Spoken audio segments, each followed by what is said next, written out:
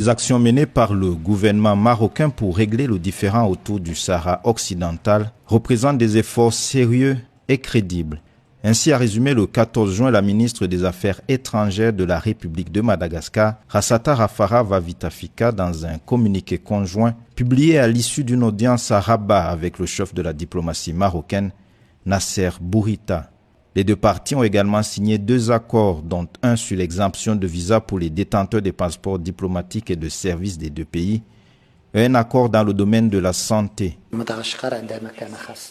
Madagascar occupe une place particulière pour le Maroc.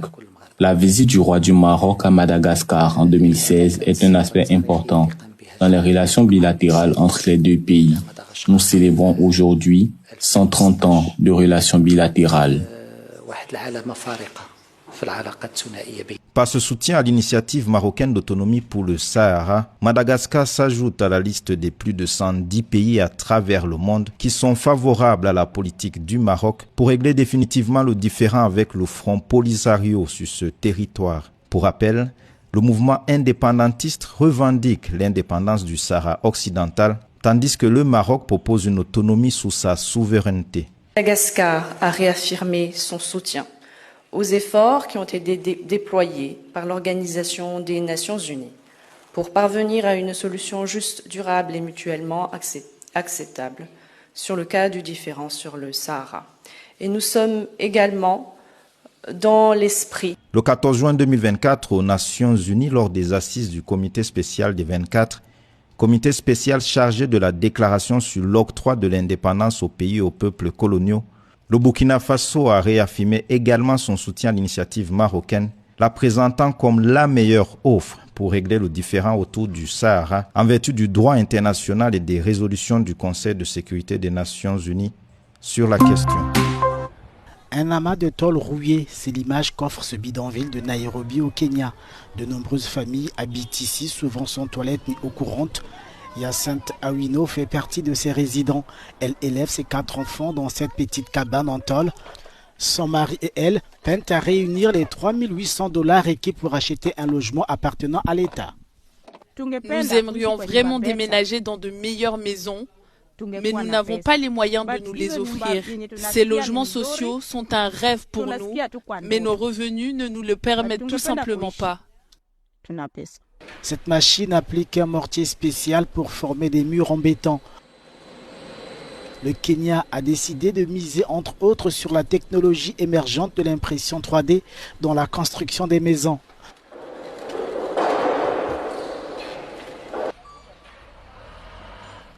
Une entreprise a utilisé cette technologie pour construire une maison témoin à Nairobi et 10 autres dans le comté côtier de Kilifi.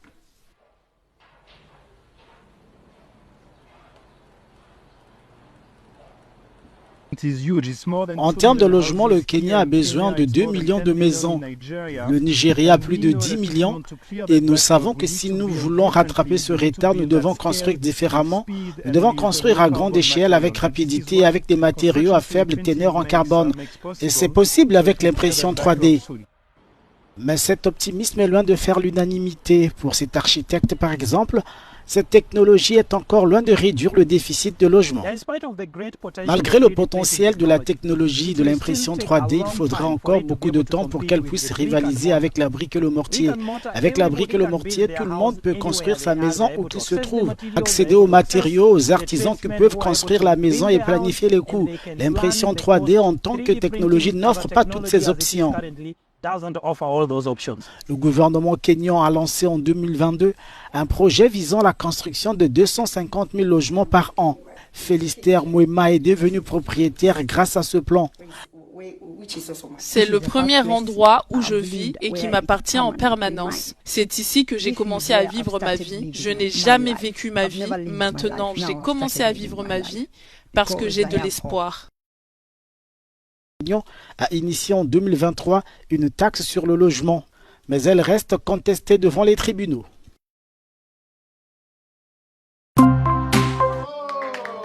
La Tanzanie se dote de son premier centre d'opération d'urgence. Mis en place dans le cadre d'un programme de l'Union africaine, ce centre marque une étape importante dans le parcours du pays vers le renforcement de la résilience aux catastrophes. Ça va vraiment aider la Tanzanie à anticiper les informations sur les différents types de catastrophes, comme les inondations ou encore la sécheresse. C'est très important pour nous de pouvoir planifier des stratégies de prévention. Mais dans le cas où une catastrophe se produit, nous pouvons récupérer et fournir des informations pour aider les personnes touchées à refaire leur vie. Pour préparer au mieux le pays au risque de catastrophe, le centre s'efforcera de combiner des données en temps réel sur les risques actuels et émergents avec des données sur les drames passés afin de publier des prévisions et des bulletins utiles. Grâce à la mise en place de la salle de crise, toutes les entités chargées de l'alerte, comme la TMA, le ministère de l'eau et le bureau du Premier ministre, seront réunies dans la même salle. Nous serons donc présents 24 heures sur 24, 7 jours sur 7. Et il sera très facile de transmettre les informations au département de gestion des catastrophes pour qu'ils prennent facilement des mesures pour la communauté qui sera en danger.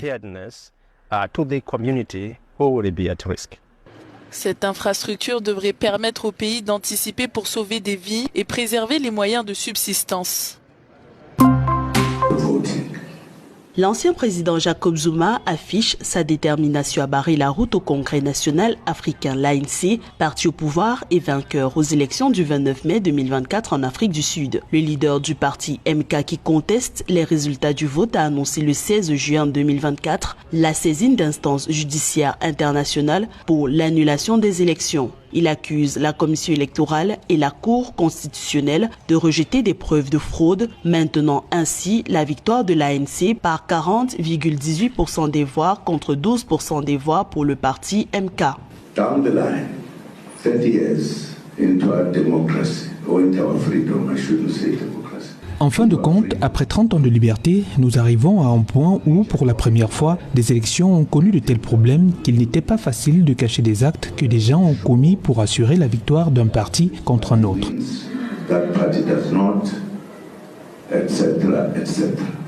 Le parti MK, qui détient 58 sièges à l'Assemblée nationale, a boycotté la première session parlementaire le 14 juin 2024. Jacob Zuma, malgré le rejet des recours de son parti contre les résultats des élections générales, a appelé ses militants à la résistance pacifique.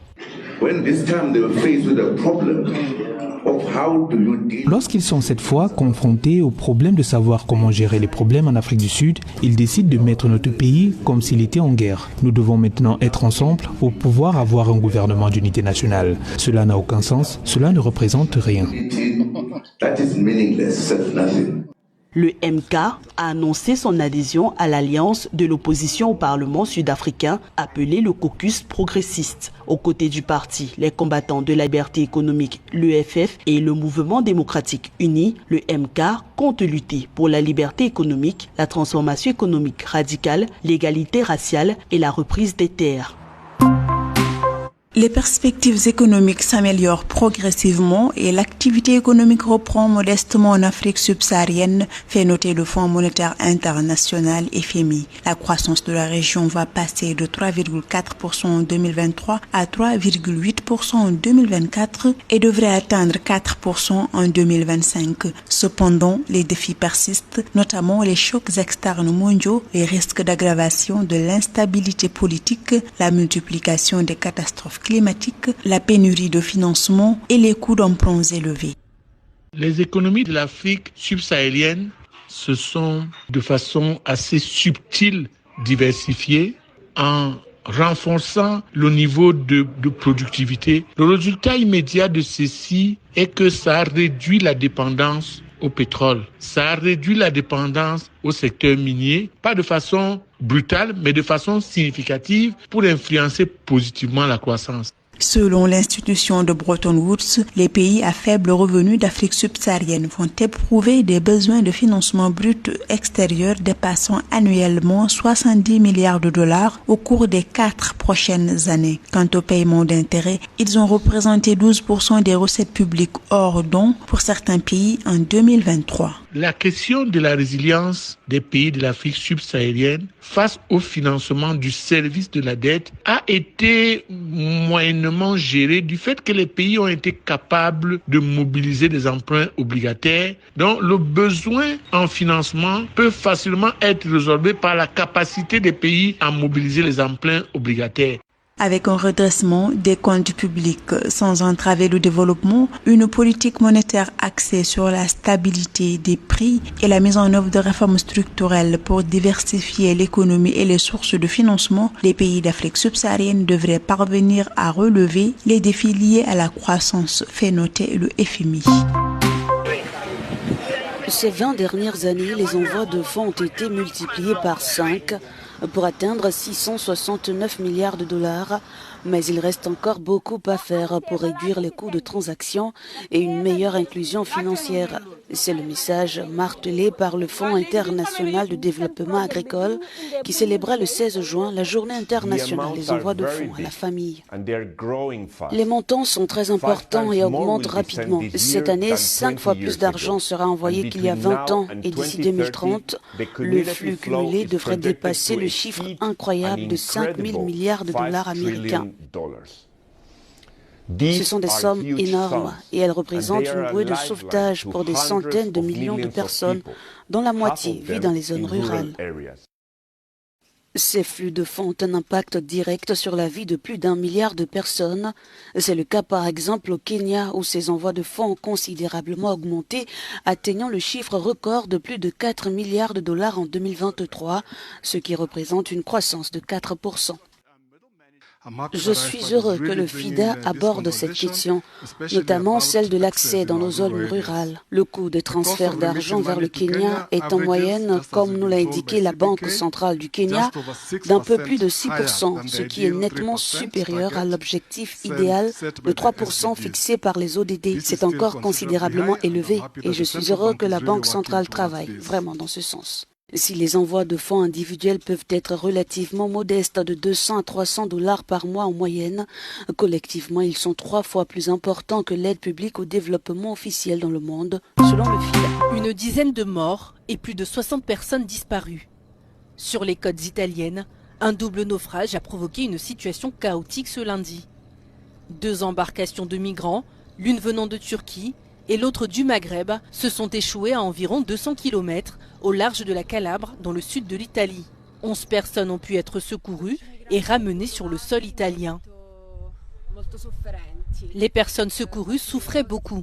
Certains avaient le bassin, les jambes ou les bras cassés. Ils nous ont expliqué que leur bateau a explosé avant de couler. Ils ont aussi expliqué que leur embarcation de fortune, qui transportait des dizaines de personnes, ne disposait que de 5 ou 6 gilets de sauvetage.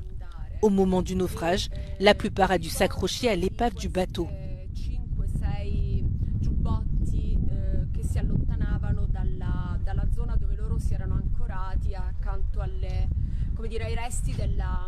L'opération de recherche et de sauvetage a débuté à la suite d'un appel de détresse lancé par un bateau français. Les survivants et les personnes toujours portées disparues en mer venaient d'Iran, de Syrie et d'Irak selon l'ONU.